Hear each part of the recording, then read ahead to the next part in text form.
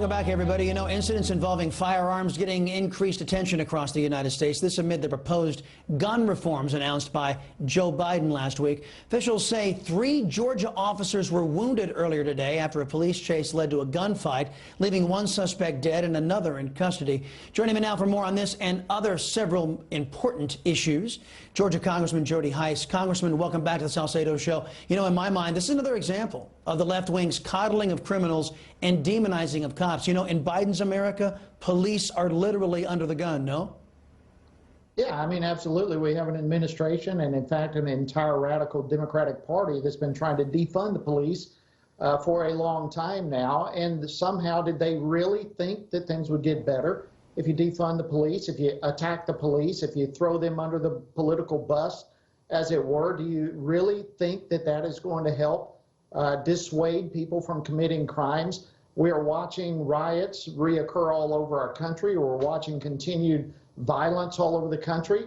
And I think much of this you can lay on the shoulders of the Democratic policy that is being crammed down the throats of the American citizens. This is what you get when you have people in charge who have disregard and disdain for law enforcement.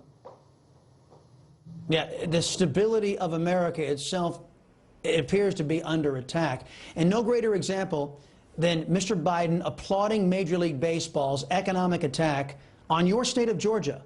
Well, he bent over backwards to make sure America would legitimize the butchers of Beijing by tamping down any talk of a boycott of the Olympics in China. What does this tell you about the values of the Democrat Socialist Party?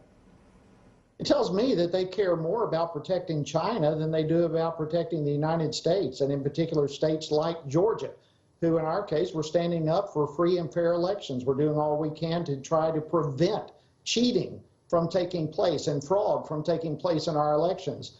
And the Democrats don't like that. So they're coming after Georgia, they're coming after Texas, they're coming after other states, all the while protecting communist regimes that are filled with horrendous humanitarian type disregard for people. It tells you exactly where this Democratic Party is. They are all about anything and everything but the best interest of America.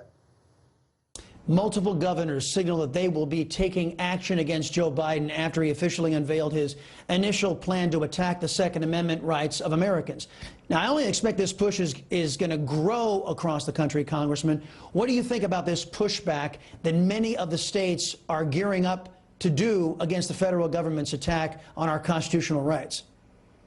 I think the American people are getting fed up with this federal government pushing so many buttons against our freedoms, our liberties that we cherish. This administration needs to understand that we, the people of the United States, cherish our freedoms.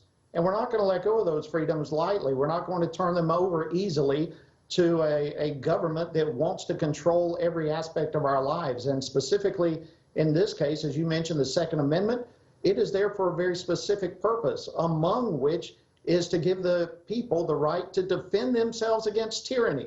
And when you have a government coming down trying to control every part of our lives, including the rights of law-abiding citizens to keep and bear arms, that becomes problematic. And as a result, we're seeing many states step up to the plate and, in essence, make statements that they are not going to sit back idly and allow this federal government to take over our constitutionally protected Second Amendment.